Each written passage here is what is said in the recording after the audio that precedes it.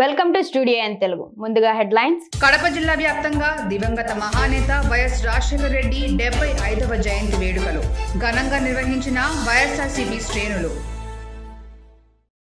ప్రతిభకు పట్టాభిషేకం కార్యక్రమానికి ముఖ్య అతిథిగా రాష్ట్ర హోంమంత్రి వంగలపూడి అనిత. 10వ తరగతిలో అత్యధిక మార్కులు సాధించిన విద్యార్థులను సన్మానించిన మంత్రి. గంజాయి విక్రయిస్తున్న 2 వ్యక్తులను అరెస్ట్ చేసిన తాడేపల్లి సిఐ కళ్యాణ్ రాజు. ఇక డీటెయిల్స్ చూస్తే, వేంపల్లి మండలంలో జరిగిన దాడిలో టీడీపీ పార్టీకి సంబంధం లేదని ఎమ్మెల్యే రామ్ గోపాల్ రెడ్డి తెలిపారు. గత వైసీపీ హయాంలోనే ఫ్యాక్షన్ ప్రారంభమైందని జగన్మోహన్ రెడ్డి, సతీష్ కుమార్ రెడ్డిలతో పులివెందులలో టీడీపీ నాయకులు ఇబ్బందులు పడలేదా అని ప్రశ్నించారు. రైతులకు పంటల బీమా వర్తింపులో అన్యాయం చేశావని, మీ వైఎస్ఆర్సీపీకి చెందిన కాంట్రాక్టర్లే తీవ్ర స్థాయిలో ఇబ్బందులు పడ్డారన్నారు. పులివెందులలో పేదలకు ఏర్పాటు చేసిన జగనన్న కాలనీలో అవకతవకలు జరిగాయన్నారు. పులివెందులలో ఇంత జరుగుతున్న మంచి పాలనా అనుభవం ఉన్న చంద్రబాబు నాయుడుపై విమర్శలు చేయటం ఎంతవరకు సమంజసమన్నారు. బలవంతంగా పోలీస్ అధికారులు బెదిరించి సతీష్ రెడ్డి గన్మ్యాన్ తో ఆయన దగ్గరున్న గన్నును గుంజుకొని కాల్చారని చెప్పి మా 16 మంది అభంశుభంశలేని మా అందరి మీద కూడా జెండా హత్య కేసులు పెట్టడం జరిగింది. ఈ రోజు కూడా వేమల పోలీస్ స్టేషన్ పరిధిలో 26/2005 ఎఫ్ఐఆర్ నెంబర్ ఈ రోజు కూడా కడప జిల్లా సెషన్స్ కోర్టులో ఇంకా అది ఆ కేసు ఇంకా పూర్తి కాలేదు, విచారణగా ప్రారంభం కాలేదు. మీరు ఆ రోజు ఎన్నికల తర్వాత ఎలాంటి హింసా కార్యక్రమాలకు పాల్పడే సందర్భం పులివెందులో లేదు. ఎన్నికలు అయిన తర్వాత అందరూ అల్లాయి బల్లాయి అందరూ అన్నదమ్ముల మాదిరి పులివెందుల నియోజకవర్గంలో ఆంధ్రప్రదేశ్లో కలిసిమెలిసి తిరుగుతూ ఉంటారని చెప్పి ఎంత పచ్చి అబద్ధాలు చెప్తా అంటే జగన్మోహన్ రెడ్డి చెప్తారు. ఆ రోజు మున్సిపల్ ఎన్నికల్లో 26 వార్డులకు తెలుగుదేశం పార్టీ పోటీ చేసింది. ఒక వార్డు కూడా ఏకగ్రీవం కానీ లేదనే దుగ్ధతో దాని తర్వాత వెంటనే వచ్చిన ఒక నెలలోపే వచ్చిన సహకార సంఘ ఎన్నికల్లో తెలుగుదేశం పార్టీ తరఫున పోటీ చేస్తున్నామని అక్కస్తో మీరు మా మీద అక్రమ కేసులు పెట్టి ఆ రోజు చేయడం జరిగింది. మరణ వాంగ్మూలాలను కూడా నమోదు చేయడం జరిగింది. పులివెందులలో ఉన్న మా ఇంటిని, పులివెందులలో ఉన్న తెలుగుదేశం పార్టీ కార్యాలయాన్ని కూల్చివేయడం జరిగింది. అంటే అది ఎన్నికల హింస కదా. మీకు రాజకీయ ప్రత్యర్థులుగా ఉంటే మిమ్మల్ని ప్రశ్నిస్తే మీ ఆధిపత్యాన్ని మేము అంగీకరించామని చెప్తే దాడులు చేసే సంస్కృతిని ప్రారంభించింది, దాన్ని అమలు చేసింది. దాని ద్వారా వేలాది మంది తెలుగుదేశం పార్టీ కార్యకర్తలు మీ రాజకీయ ప్రత్యర్థులను ఇబ్బందులు పెట్టింది మీరు కాదని చెప్తున్నా. ఇంకా సిగ్గు లేకుండా చెప్తారు జగన్మోహన్ రెడ్డి గారు. ఆ రోజు న్యాయ వ్యవస్థను కూడా ప్రభావితం చేసి మరణ వాంగ్మూలాన్ని నమోదు చేయడం జరిగింది. కాంతిమతని ఇక్కడుండే మెజిస్ట్రేట్ను ప్రలోభపెట్టి చనిపోయిన వ్యక్తితో వేలిముద్రలను ఆ రోజు వేయించి దీనికి తెలుగుదేశం పార్టీ వారే కారణం అని చెప్పింది వాస్తవం కదా. దానిపైన నేను ఫిర్యాదు చేశా రాష్ట్ర ఉన్నత న్యాయస్థానానికి. కాంతిమతి పైన 2005 నుంచి విచారణ ప్రారంభమైతే 2012 వరకు విచారణ జరిగింది. విచారణ జరిగే సమయంలో అడగడుగున అడ్డుపడింది మీరు, మీ కుటుంబ సభ్యులు కాదని నేను జగన్మోహన్ రెడ్డి గారిని ప్రశ్నిస్తున్నా. 2012 డిసెంబర్ 12వ తేదీన కాంతిమతిని ఉద్యోగం నుంచి సస్పెన్షన్ కాదు, ఉద్యోగం నుంచి డిస్మిస్ ఫ్రమ్ సర్వీస్ చేసింది. ఆ కేసులో పులివెందులలో కాంతిమతి పనిచేసేటప్పుడు సంబంధ వేల్పుల సంఘటన కేసుల్లో అనైతికంగా ఒక బాధ్యతాయుతమైన జడ్జిగా ప్రవర్తించకోకుండా అనైతికంగా ప్రవర్తించింది, అక్రమాలకు లేచిందని చెప్పి ఉద్యోగం నుంచి డిస్మిస్ చేసింది మీ వలన కాదా జగన్మోహన్ రెడ్డిని ప్రశ్నిస్తా ఉన్నా.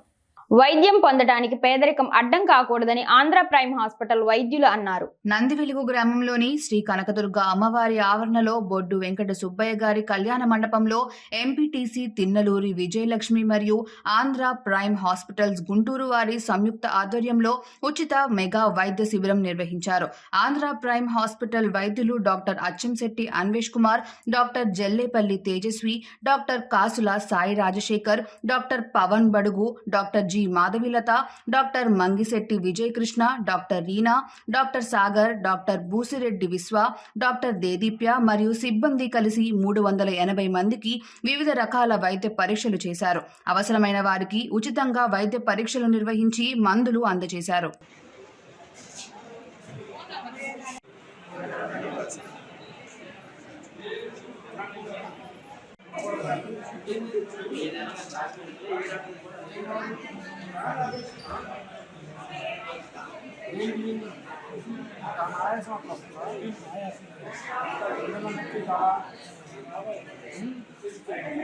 Gracias.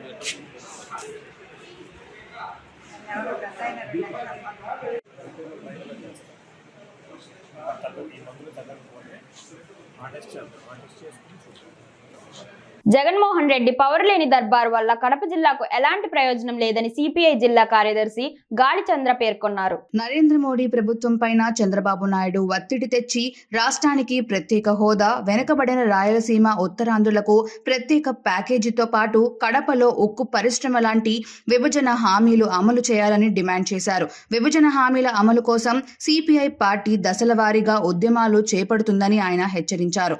2014 సంవత్సరంలో రాష్ట్ర రాజధాని అమరావతి శంకుస్థాపన కోసం వచ్చిన ప్రధాని నరేంద్ర మోడీ మట్టి నీళ్లు ముఖాన కొట్టి రాష్ట్ర ప్రజలను మోసం చేశారన్నారు.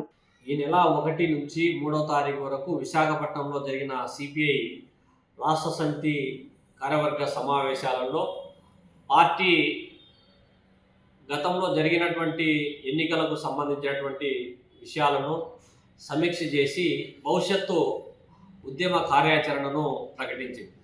అందులో ప్రధానంగా ఎన్నికల్లో జరిగినటువంటి సాధారణ ఎన్నికల్లో కేంద్రంలో బీజేపీ, రాష్ట్రంలో ఎన్డీఏ కూటమి డబుల్ ఇంజన్ సర్కారు దేశంలో రాష్ట్రంలో అధికారంలోకి వచ్చాయనేటువంటిది. అందులో కేంద్రంలో బీజేపీ అధికారంలోకి రావడానికి, ఎన్డీఏ కూటమి అధికారంలోకి రావడానికి ప్రధానమైనటువంటి సపోర్ట్ ఇవాళ రాష్ట్రంలో చంద్రబాబు, బీహార్లో నితీష్ కుమార్ల సపోర్ట్తో ఇవాళ ఎన్డీఏ కూటమి 3వసారి అధికారంలోకి వచ్చింది. ఈ సందర్భంగానైనా రాష్ట్రంలో చంద్రబాబు నాయుడు సపోర్టుతో ఏర్పడినటువంటి ఎన్డీఏ కూటమి రాష్ట్రంలో కూడా ఎన్డీఏ కూటమి ఏదైతే ఉందో డబుల్ ఇంజన్ సర్కార్ నేతృత్వంలో కేంద్రంలో బీజేపీ అనుసరించేటటువంటి ప్రజా వ్యతిరేక చర్యలు, అందులో ఉక్కు ఫ్యాక్టరీ ప్రైవేటీకరణ కావచ్చు, బ్యాంకుల ప్రైవేటీకరణ కావచ్చు, ప్రభుత్వ రంగ సంస్థలను పూర్తిగా ప్రైవేటు పరం చేసేటటువంటి అంశం కావచ్చు, సాగు చట్టాల విషయం కావచ్చు, కనీస మద్దతు ధర చట్టం కావచ్చు, లేకపోతే కార్మికులకు వ్యతిరేకమైనటువంటి 4 కోర్ట్స్కు సంబంధించినటువంటి యాక్ట్స్ కావచ్చు, ప్రజా వ్యతిరేకమైనటువంటి చర్యల విషయంలో సిఏఏ, ఎన్ఆర్సీ, ఎన్పిఆర్ విషయంలో కావచ్చు, ఇటువంటి అంశాలలో కేంద్ర ప్రభుత్వం దుందుడుగ్గా వ్యవహరిస్తే రాష్ట్రంలో ఉన్నటువంటి చంద్రబాబు నాయుడు దానికి అడ్డుకట్ట వేయాల్సినటువంటి అవసరం ఉంది. గంజాయి విక్రయిస్తున్న తాడేపల్లి డోలాస్ నగర్, ప్రకాష్ నగర్ ప్రాంతానికి చెందిన 2 వ్యక్తులను అరెస్టు చేసినట్లు తాడేపల్లి సీఐ కళ్యాణ్ రాజ్ తెలిపారు. తాడేపల్లి పోలీస్ స్టేషన్లో విలేకరుల సమావేశంలో నిందితులను హాజరుపరిచి వివరాలు వెల్లడించారు. ఈ సందర్భంగా సీఐ కళ్యాణ్ రాజ్ మాట్లాడారు. ఈరోజు సాయంత్రం తాడేపల్లి రైల్వే స్టేషన్ సమీపంలో గంజాయి అమ్ముతున్నారన్న సమాచారం మీద మేము పోలీసు బృందం వెళ్ళడం జరిగింది. అక్కడ సుమారు 5 మంది కుర్రవాళ్ళు పోలీసుని చూసి పారిపోతుండగా మా సిబ్బంది సహాయంతో వాళ్ళని ఇద్దరిని అదుపులో తీసుకోవడం జరిగింది. 3 పారిపోయినారు. మా అదుపులో తీసుకున్న వ్యక్తులు షేక్ సుబానీ, షేక్ కాసిం, వీళ్ళిద్దరిని అదుపులో తీసుకుని విచారించగా వీళ్ళు ఒరిస్సా బోర్డర్లోని సీలేరు ప్రాంతం నుంచి సుమారు ఈ మధ్యకాలంలో రిపీటెడ్గా గంజాయిని అక్కడి నుంచి తీసుకొచ్చి ఇక్కడ లోకల్గా కొంతమందికి విక్రయిస్తూ అలాగే వీళ్ళు కన్జ్యూమ్ చేస్తూ ఉన్న పరిస్థితి. దీనిలో భాగంగా వాళ్ళ దగ్గర నుంచి సుమారు 2 కేజీల గంజాయిని స్వాధీనం చేసుకోవడం జరిగింది. వాళ్ళు గంజాయి ట్రాన్స్పోర్ట్కి ఉపయోగిస్తున్నటువంటి వాళ్ళ అధీనంలో ఉన్నటువంటి హోండాయ్ కారును కూడా వాళ్ళ నుంచి స్వాధీనం చేసుకోవడం జరిగింది. అట్లానే వాళ్ళు అక్కడ పారిపోయిన వ్యక్తుల పేర్లు అప్పు, రెహమాన్, సాయి అనే 3 వ్యక్తులు పారిపోయినారు. ఈ 5 మీద కూడా కేసు ఎన్డీపీఎస్ యాక్ట్ కింద కేసు నమోదు చేశాము. ఇందులో ఇద్దరిని అరెస్ట్ చేసి కోర్టుకి పంపించడం జరుగుతుంది. మరో ముగ్గురిని కూడా తొందరలో అదుపులోకి తీసుకుని అరెస్ట్ చేస్తాము. అలాగే ఈ సందర్భంగా గత నెల రోజుల కాలంలో ఈ గంజాయి మీద ప్రత్యేకంగా దృష్టి పెట్టడం జరిగింది. దీనిలో భాగంగా సుమారు 4 వ్యక్తుల్ని అరెస్ట్ చేయడం, సుమారు 4 కేజీల వరకు గంజాయిని స్వాధీనం చేసుకుని కోర్టుకి హాజరుపరచడం జరిగింది. అలాగే వీటికి గంజాయికి బాధితులైనటువంటి వ్యక్తుల మీద పట్ల కూడా వాళ్ళ మీద ప్రత్యేకంగా శ్రద్ధ కనపరచడం జరుగుతుంది. ఎవరైతే వీటికి అడిక్ట్స్ అయ్యి జీవితాలని ఇది చేసుకుంటున్నారో వాళ్ళని గంజాయి బాధితులుగా గుర్తించి కొంతమందిని సుమారు ఒక 70 మంది వరకు కౌన్సిలింగ్ చేశాము. వాళ్ళ పేరెంట్స్ని పిలిపించడం జరిగింది, కౌన్సిలింగ్ నిర్వహించడం జరిగింది. అలాగే ఇప్పుడు ముందు కూడా ఇలాగే గంజాయి సెల్లర్స్, ట్రాన్స్పోర్ట్ చేసే వాళ్ళ మీద కఠినంగా వ్యవహరించడం జరుగుతుంది. అట్లానే ఎవరైనా పబ్లిక్ కూడా మన తాడేపల్లి ప్రాంతంలో ఈ గంజాయి అమ్మేవాళ్ళు కానీ రవాణాకు సంబంధించిన వ్యక్తుల యొక్క సమాచారం కానీ మాకు అందిస్తే ఈ గంజాయి నిర్మూలించేదానికి, పబ్లిక్ సహకారంతో నిర్మూలించేదానికి ఎంతో ఉపయోగపడినట్టు ఉంటుంది. మాకు ఎవరైతే అలా సమాచారం ఇస్తారో వాళ్ళ పేర్లు కూడా గోప్యంగా ఉంచుతాము. ఈ గంజాయి నిర్మూలించే దానిలో ప్రజలందరూ కూడా భాగస్వాములు కావాల్సిందిగా ఈ సందర్భంగా కోరుతున్నాం. Thank you. యాక్చువల్గా రౌడీ షీటర్ ఏం కాదండి ఆయన, మామూలుగా అలాంటి రౌడీ షీట్ హిస్టరీ మెయింటెనెన్స్ ఏం లేదు మా దగ్గర. ఆ రోజు అలాంటి బాడీ అఫెన్స్లో ఇన్వాల్వ్మెంట్ అయిన సందర్భం కూడా లేదు గతంలో ఇప్పుడు కూడా. ఫస్ట్ టైం అది జరిగింది. ఆ 2 కేసులు నమోదైనాయి అతని మీద. అందులో భాగంగా అతన్ని కోర్టులో సరెండర్ అవ్వడం జరిగింది. కోర్టు రిమాండ్ ఇచ్చింది. వాళ్ళ మీద వచ్చిన తర్వాత ఖచ్చితంగా అతని మీద రౌడీ షీట్ ఓపెన్ చేయడం జరుగుతుంది. తెలుగుదేశం పార్టీ అధికారంలోకి వస్తే తిరుమల తిరుపతికి కాలినడకన వస్తానని చెప్పి ఇచ్చిన మాట ప్రకారం నరసరావుపేట నుండి కాలినడకన తిరుపతికి పాదయాత్ర ప్రారంభంలో ఆక్వార్డ్ పాఠశాల డైరెక్టర్ రాజారెడ్డి బయలుదేరారు. శివుడి బొమ్మ ఎదురుగా కొబ్బరికాయ కొట్టి పాదయాత్ర ప్రారంభించారు. ఈ సందర్భంగా రాజారెడ్డి మాట్లాడారు. అందరికీ నమస్కారం అండి. ఈ రోజున రావిపాడు రోడ్లైన ఆక్స్ఫర్డ్ స్కూల్ నుండి తిరుమలకి శ్రీ వెంకటేశ్వర స్వామి దర్శనం కోసం పాదయాత్ర చేయడం జరుగుతుంది. దీని ముఖ్య కారణం గత ఎన్నికల్లో ఎంపీ శ్రీకృష్ణదేవరాయలు గారు నర్సాబాద్ నుంచి తెలుగుదేశం పార్టీని పోటీ చేయడం జరిగింది. ఆ రోజు అనుకోవడం జరిగింది ఖచ్చితంగా ఈసారి మా కృష్ణ గారు విజయం సాధిస్తారు అని దేవరంపాడు వెళ్లి ఖచ్చితంగా విజయం సాధించిన వెంటనే కాలినడక తల్లిలా సమర్పించుకోవడానికి చెప్పడం జరిగింది. వెంకటేశ్వర స్వామికి నా కోరిక నెరవేర్చిన వెంటనే 6వ తేదీన దేవరంపాడు వెళ్లి కాలినడకను తల్లిలా వెళ్లి తల్లిలా సమర్పించుకోవడం జరిగింది. 2019 మెజార్టీ కంటే 2024 మెజార్టీ ఎక్కువగా వస్తే ఖచ్చితంగా మా స్కూల్ దగ్గర నుంచి తిరుమల శ్రీ వెంకటేశ్వర స్వామి దర్శనానికి కాలినడకన వస్తానని మనసులో శ్రీ వెంకటేశ్వర స్వామిని కోరుకోవడం, వేడుకోవడం జరిగింది. 2019 ఎలక్షన్లో 1,52,000 మెజార్టీ వస్తే మన 2024 ఎన్నికల్లో 1,60,000 మెజార్టీతో ఎంపీ శ్రీకృష్ణ గెలవడం జరిగింది. దానికి గాను ఆ మొక్కు తీర్చుకోవడానికి ఈ రోజు నర్సాబాద్ నుంచి తిరుమల పాదయాత్ర బయలుదేరుతున్నాను. అంతేకాకుండా ఒక నీతిపరుడు, నిజాయితీపరుడు, మచ్చలేని వ్యక్తి మన నర్సాపేటకి ఎంపీగా రావడం మన అందరూ అదృష్టం. అనుకున్నది సాధించే వరకు కసితో పనిచేసే వ్యక్తి కృష్ణదేవరాయలు గారు. ఎటువంటి ఆడంబరాలకు పోకుండా నీతి నిజాయితీతో మన నర్సాపేటని ముందు ఇంకా అభివృద్ధి చేస్తారని, అట్లానే ఆ వెంకటేశ్వర ఆశీస్సులు మన నర్సాపేట ప్రజల మీద,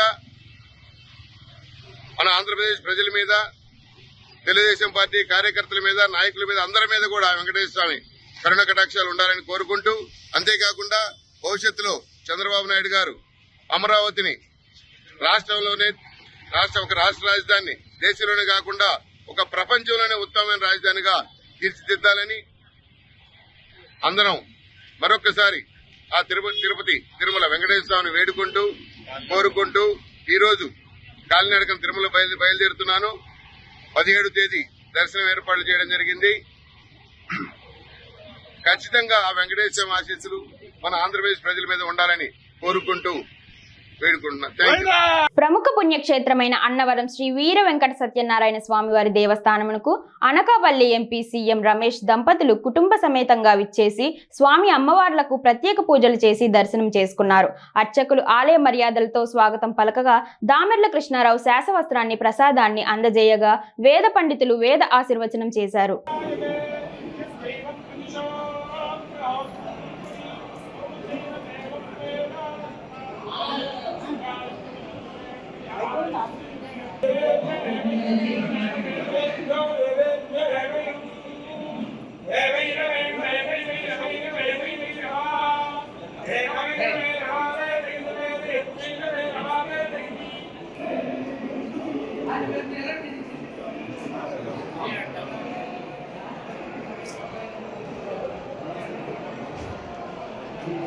కడప జిల్లా వ్యాప్తంగా దివంగత మహానేత వైఎస్ రాజశేఖర రెడ్డి 75వ జయంతి వేడుకలను వైఎస్ఆర్సీపీ శ్రేణులు ఘనంగా నిర్వహించారు.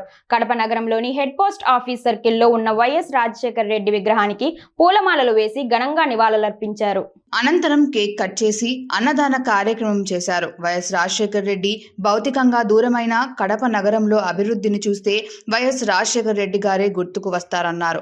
వైఎస్ఆర్ను ప్రేమించే ప్రతి ఒక్కరూ కూడా స్వచ్ఛందంగా జయంతి వేడుకలను పెద్ద ఎత్తున నిర్వహించడం జరుగుతుందన్నారు.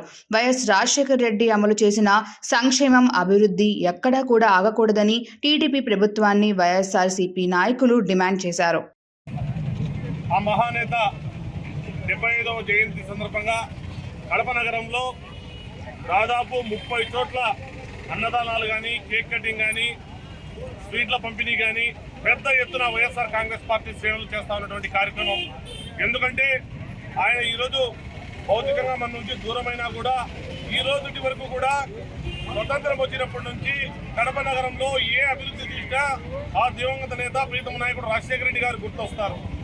మరి ఆయన యొక్క సేవలను కొనియాడుతూ వైఎస్ఆర్ కాంగ్రెస్ పార్టీ శ్రేణులుగా వైఎస్ఆర్ ప్రేమించే మనిషిగా ప్రతి ఒక్కరు కూడా స్వచ్ఛందంగా అనేక మంది ఈరోజు పాలాభిషేకం కానీ, విగ్రహాలకు పూలు వేయడం కానీ, దండలు వేసే కార్యక్రమం కానీ పెద్ద ఎత్తున చేస్తూ ఉన్నటువంటి పరిస్థితి కడప నగరంలో.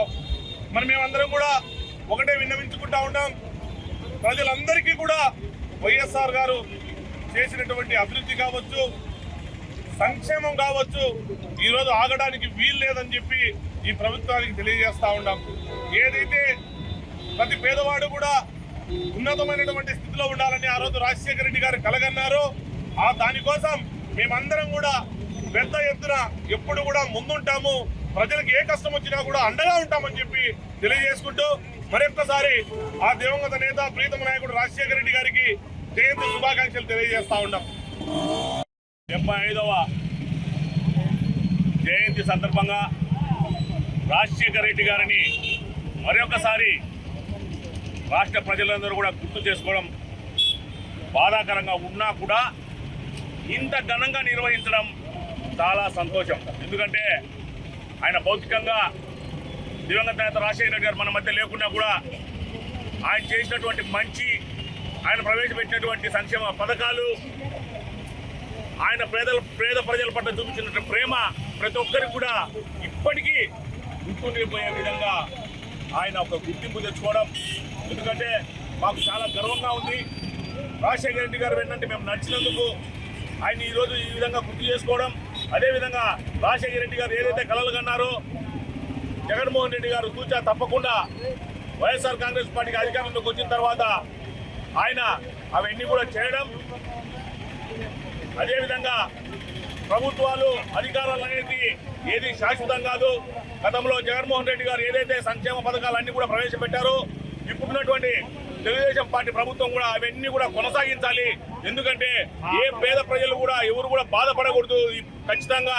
ఎందుకంటే జగన్మోహన్ రెడ్డి గారు ఏ విధంగా ఆలోచించారో అదే విధంగా ఏదైతే ప్రవేశపెట్టారో అవన్నీ కూడా కొనసాగించాలని చెప్పేసి ఈ ప్రభుత్వానికి మేము తెలియజేస్తున్నాం. దువ్వూరు మండల పరిధిలో 1 కాదు 2 కాదు ఏకంగా 10 బైకులు కనిపించుకోకుండా పోయాయి. అదృశ్యమైన బైకులు మొత్తం దువ్వూరు పోలీస్ స్టేషన్ లో ఉన్నాయని తెలుసుకొని బైక్ యజమానులంతా ఊపిరి పీల్చుకున్నారు. రాత్రి సమయంలో ఇళ్ల వద్ద బైక్ యజమానులు బైక్లకు సైడ్ లాక్లు వేయకుండా పెట్టడంతో యజమానులకు తెలియకుండా స్వయంగా పోలీసులే బైక్లను పోలీస్ స్టేషన్కు తరలించారు. దీంతో బైక్లు కనిపించకుండా పోయాయని ఆందోళన చెందిన యజమానులు తమ బైక్లు పోలీస్ స్టేషన్లలో చూసి ఒక్కసారిగా ఊపిరి పీల్చుకున్నారు. బైక్ యజమానులకు తెలియకుండా బైక్లను పోలీస్ స్టేషన్కు తీసుకుని రావడంతో పలు విమర్శలు తావిస్తున్నాయి. బైక్ యజమానులు మా బైక్లను ఎందుకు పోలీస్ స్టేషన్కు తీసుకుని వచ్చారని పోలీసులను ప్రశ్నించారు. దీంతో పోలీసులు మీ ఇళ్ల వద్ద బైక్లకు సైడ్ లాక్ వేయకపోవడంతో అందుకోసమే పోలీస్ స్టేషన్ కు తీసుకుని వచ్చామని పోలీసులు సమాధానమిచ్చారు. Doctor BR Ambedkar Konaseema rice millers association జిల్లా అధ్యక్షుడిగా ఏకగ్రీవంగా ఎన్నికైన దేశంశెట్టి లక్ష్మీనారాయణ, సెక్రటరీగా పితాని రాంబాబు, ఉపాధ్యక్షులుగా శ్రీనివాస్ను ఎన్నుకున్న రైస్ మిల్లర్స్ అసోసియేషన్ సభ్యులు. ఈ సందర్భంగా అధ్యక్షులు లక్ష్మీనారాయణ మాట్లాడారు. అమలాపురంలో ఇండస్ట్రీ సీనియర్ అయిన భువనం కృష్ణ గారి యొక్క అధ్యక్షతన సెంట్రల్ డెల్టా మిల్లర్స్ సుమారు 50 మంది ఇక్కడ మీటింగ్ అయి ఇండస్ట్రీ అభివృద్ధి కోసం కోనసీమ రైస్ మిల్లర్స్ అసోసియేషన్ అని ఒకటి ఏర్పాటు చేసుకోవడం జరిగింది. గతంలో మండపేట, కోనసీమ రెండు కలిపి ఉండేవి. ఇప్పుడు కోనసీమ ప్రాంతం, సెంట్రల్ డెల్టా ప్రాంతం పూర్తిగా ఈ 16 మండలాల్లో సెపరేట్ అయ్యి ఒక అసోసియేషన్ పెట్టుకోవడం జరిగింది. దానికి అధ్యక్షుడిగా నన్ను ఎన్నుకున్నందుకు, అలాగే సెక్రటరీగా పిప్పల రాంబాబు గారు, ఉపాధ్యక్షుడిగా శ్రీనివాస్ గారు, అలాగే ట్రెజరర్ గా చందు గారు, అలాగే జాయింట్ సెక్రటరీగా తాడిపాటికి చెందిన మన కంచర్ల బాబీ గారు మేము ఎన్నికవ్వడం జరిగింది. ఈ యొక్క మిల్లర్స్ అందరూ కూడా 50 మంది ఈ రోజు మీటింగ్ వచ్చి మనం ప్రత్యేకంగా పరిస్థితుల్లో ఉన్నాం ఇక్కడ మనం. ఎందుకంటే ధాన్యం అంతా కూడా ఈ కోనసీమ ప్రాంతంలోనే ఉంది. ఇక్కడ ఇండస్ట్రీ పెద్దల యొక్క సపోర్ట్ లేక, అసోసియేషన్ సపోర్ట్ లేక ఇప్పుడు కూడా వీక్ గా ఉంది. కాబట్టి దీన్ని బలోపేతం చేసి ఇండస్ట్రీని, ఇప్పుడు మండపేట రైస్ మిల్లింగ్ ఇండస్ట్రీ అంటే మండపేట అంటారు, అదే రీతిగా మండపేట మిల్లు లాగే మన 50 మిల్లు కూడా భారీగా అభివృద్ధి చెందాలి, బాగా పెద్దది అవ్వాలి. ఈ కోనసీమలో ఉన్న ఏకైక ఇండస్ట్రీ రైస్ మిల్ ఇండస్ట్రీ కాబట్టి దాని యొక్క బలోపేతానికి చర్యలు తీసుకోవాలని చెప్పి వీళ్ళందరూ నన్ను కోరి అధ్యక్షుడిగా నియమించినందుకు వారందరికీ కూడా, మా కోనసీమ రైస్ మిల్లర్స్ అందరికీ కూడా నా ధన్యవాదాలు. మేము ప్రభుత్వంలో ఈ చంద్రబాబు నాయుడు గారి ఆధ్వర్యంలో గత ప్రభుత్వంలో ఉన్న ఇబ్బందులు ఏమీ లేకుండా చూసి ఒక తెలుగుదేశం నాయకుడిగా, ఈ సంఘం అధ్యక్షుడిగా ప్రభుత్వం నుంచి రావాల్సిన అన్ని రాయితీలన్నీ కూడా మా మిల్లర్స్ కి ఇప్పించడానికి కృషి చేస్తానని, అలాగే ఈ ఇండస్ట్రీ మరి ఒక మండపేట కంటే పెద్ద ఇండస్ట్రీగా మన కోనసీమ ఇండస్ట్రీస్ బాగుపడాలని చెప్పి కోరుకుంటా. మరియు ముఖ్యంగా రైతులకి మేము పూర్తిగా సహాయ సహకారాలు అందిస్తా, రైతుల అభ్యున్నతి కోసం కూడా మేము పాటుపడతామని చెప్పి ఈ సందర్భంగా తెలియజేసుకుంటా.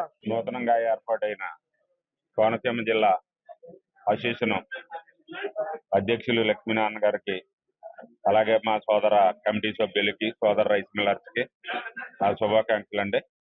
ఎలాగంటే మేము పార్టీకి అనుసంధానమైన వాళ్ళం, తెలుగుదేశానికి. మేము ఇన్నాళ్ళ నుంచి పెద్దల కబంధాస్తాలతో నలిగిపోయాం. నేటి కాలానికి మాకు విముక్తి కలిగింది. మేము వేరుగా ఇక్కడ మాకు ఫుల్లు ధాన్యాగారం ఇది కోనసీమ, కానీ మాకు అంతంత మాత్రంగా అయిపోయింది మాకు ఇండస్ట్రీ ఇక్కడ. ఈ పెద్దలో టైం వచ్చేటప్పటికి, పంట వచ్చేటప్పటికి ఈ పెద్ద మిల్లులన్నీ గెద్దల్లా తనిగిపోతున్నారు. ధాన్యం సిఎంఆర్ ఇచ్చినా సరే వాళ్ళు ఆఫీసర్లని ప్రలోభాలకు లోన్ చేసి వాళ్ళ పట్టుకుపోవటం జరుగుతుంది. మాకేమో ఒక 60-70 ఏసీకేలు వస్తే కనీసం ఆ వచ్చిన ఏసీకేలకైనా మాకు ధాన్యం దక్కనివ్వట్లేదు వాళ్ళు. అందులో సకానికి కూడా మాకు దక్కనివ్వకుండా మా ఇండస్ట్రీ అంతకంతకు కుషించిపోతుంది. దీన్ని ఎలాగోలాగని మేము దీన్ని ఎదరకు తీసుకెళ్లాలన్న ఉద్దేశంతో మాకు చాలా ఒత్తిళ్ళు వచ్చినాయి. అయినా సరే ఈ ఏదోటి జరుగుతుంది, ప్రభుత్వానికి మా అండగా ఉన్నాం. మేము అందరం పార్టీగా అనుసరించిన మనుషులు, అందుచేత ఎదరికెళ్దామని మేము అంతా నిర్ణయం తీసుకుని ఎదరికెళ్ళటం జరిగిందండి. నూతనంగా ఏర్పడిన ఈ అసోసియేషన్కి మీకు విలేకరుల తరపున మీరు కూడా మాకు సహాయ సహకారాలు అందించి మాకు తోడ్పాటుగా ఉంటారని కోరుకుంటే సెలవు. అన్నమయ్య జిల్లా రాజంపేటలో దివంగత మహానేత వైఎస్ రాజశేఖర్ రెడ్డి 75వ జయంతి వేడుకలను వైఎస్ఆర్సీపీ నాయకులు ఘనంగా నిర్వహించారు. రాజంపేట పట్టణంలోని పాత బస్టాండ్ వద్ద ఉన్న వైఎస్ రాజశేఖర రెడ్డి విగ్రహానికి పూలమాలలు వేసి ఘనంగా నివాళులర్పించారు. కేక్ కట్ చేసి జోహార్ వైఎస్ఆర్ అంటూ నినాదాలు హోరెత్తించారు. అనంతరం పేద ప్రజలకు అన్నదాన కార్యక్రమాన్ని నిర్వహించారు.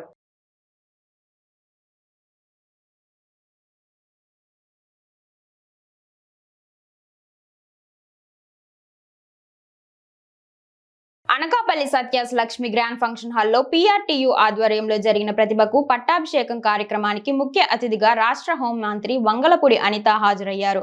ప్రభుత్వ పాఠశాలలో 10వ తరగతి అత్యధిక మార్కులు సాధించిన విద్యార్థులను మంత్రి సన్మానించారు. టీచర్ అనే పదంలో తెలియని శక్తి ఉందని హోంమంత్రి అనిత అన్నారు.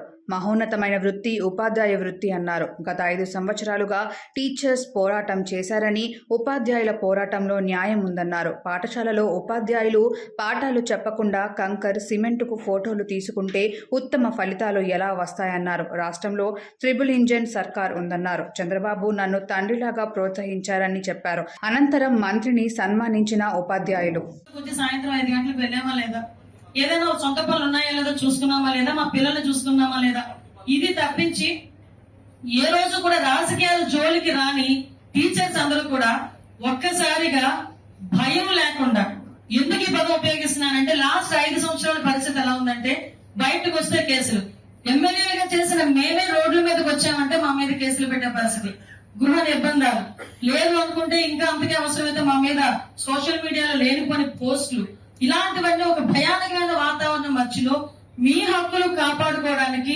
ఒక చిన్న ఉద్యమం అని మీరు అనుకున్నారేమో, అది మహా ఉద్యమం కింద మారి ఒక్కసారిగా టీచర్ల శక్తి ఏంటో చూపించిన పరిస్థితి ఆ రోజు కనిపించింది. ఆ రోజు నేను డిసైడ్ అయ్యా, ఎస్ వీళ్ళు డిసైడ్ అయ్యారంటే రేపు పొద్దున గవర్నమెంట్ మూడింది. ఆ రోజు మేము డిసైడ్ అయ్యాం డెఫినెట్ గా మూడింది అని. కాకపోతే పరిస్థితి నిజంగా ఆ రోజు మీరు ఆ ఉద్యమం చేయడంలో కానీ, మీరు పోరాట విషయంలో కానీ, అందులోని విషయం ఏంటంటే వాస్తవాలు ఉన్నాయి. మీరు ఎంత బాధపడుతున్నారో నిజాలు కూడా అందులో ఉన్నాయి. చూసే 117 జీవో ఉంది. ఈ రోజుకి కొన్ని స్కూల్స్ లో ఒక టీచరు ఒక పిల్లోడు. నేనే మా వాళ్ళు మా అన్న వెంకటేష్ అన్న అబద్ధం గారు అని చెప్తున్నారు మాతో, ఒక టీచర్ అమ్మా, ఒకటే స్కూల్ టీచర్ ఉన్నాడమ్మా, ఒకటే పిల్లోడు అన్నాడమ్మా. కొంతమంది అయితే 4th క్లాస్ నుంచి 3rd క్లాస్ కి వెళ్ళడానికి హై స్కూల్స్ ఎప్పుడైతే మెచ్ చేశారో 3rd, 4th, 5th, 3వ తరగతి పిల్ల ఆ ఊరు దాటి వేరే ఊరికి వెళ్ళాలి. ఇప్పుడు చూస్తే పరిస్థితులు ఎలా ఉన్నాయంటే, చిన్న పిల్ల లేదు, పెద్ద పిల్ల లేదు, మనుషులు కనిపిస్తే అబ్యూజింగ్స్, వాళ్ళ మీద అత్యాచారాలు, హత్యలు, ఇలాంటి నేపథ్యంలో చాలా మంది ఆడపిల్లలను పంపించలేక ఇళ్లలోనే డ్రాప్ అవుట్స్ చేసుకునే పరిస్థితి కూడా కనిపించింది. అంత దారుణమైన సిచ్యువేషన్స్ ఈరోజు 117 లో ఉన్నాయి. నేనేమంటానంటే, కనీసం ఆ జీవో ఇంప్లిమెంట్ చేసేటప్పుడైనా, జీవో తయారు చేసేటప్పుడైనా ఎందుకు వాళ్ళు మిగతా ఐఏఎస్ ఆఫీసర్లు అయినా ఎందుకు ఒకసారి చర్చించుకోకూడదు? సంఘాలు ఉన్నాయి కదా, సంఘాలను పిలిపించి మాట్లాడి ఏదైనా జీవో రిలీజ్ చేసేటప్పుడు ఎందుకు రిలీజ్ చేసుకోకపోవాలి? అది మినిమం కామన్ సెన్స్. అది కూడా వాళ్ళు చేయకుండా అవుట్ రేట్ గా కొన్ని సిచ్యువేషన్స్. సిపిఎస్ రద్దు విషయంలో మీరు ఎందుకు అందరూ అడిగారు? ఆ రోజు పాదయాత్రలు ఉండేటప్పుడు చిటికలో చేసేస్తానని చెప్పిన పెద్ద మనిషి చేయలేకపోయారనే ఉద్దేశంతో మీరందరూ కూడా ఆ రోజు రోడ్ ఎక్కడం జరిగింది. ఇవే కాదు, ఈ మున్సిపాలిటీ ఉద్యోగులకి సంబంధించి వాళ్ళందరూ కూడా ఇంతకు ముందు జీవీఎంసీ పరిధిలో ఉండేవారు, మళ్ళీ డిఓ పరిధిలోకి రావడం, కొంతమంది కొన్ని సమస్యలు ఎదుర్కొంటున్నారు. ఇలాంటి అనేకమైన సమస్యలతో పాటు ఏదో అంటారు కదా, గోర్చుట్టు మీద రోకలు పోటీ అన్నట్టు స్కూల్లోనేమో నాడు నేడు ప్రోగ్రామ్ చేయమని చెప్తున్నారు. స్కూల్లో పిల్లలు పాఠాలు చెప్పండి అని చెప్పి మనం ఏంటంటే బిఈడీలు చేసుకొని, ఎంఈడీలు చేసుకొని, ట్రైనింగ్లు అయ్యి ఏదో బుక్ మనం మెయింటైన్ చేసుకొని, లెసన్ ప్లాన్లు మెయింటైన్ చేసుకొని, అన్ని చేసుకుని స్కూల్ కి రెడీగా ఈ రోజు నా పిల్లలు ఇంత పర్సెంటేజ్, ఇందాక డిఓ గారు అన్నారు పర్సెంటేజ్లు రావాలి, ఎక్కడి నుంచి వస్తాయి మా పర్సెంటేజ్లు?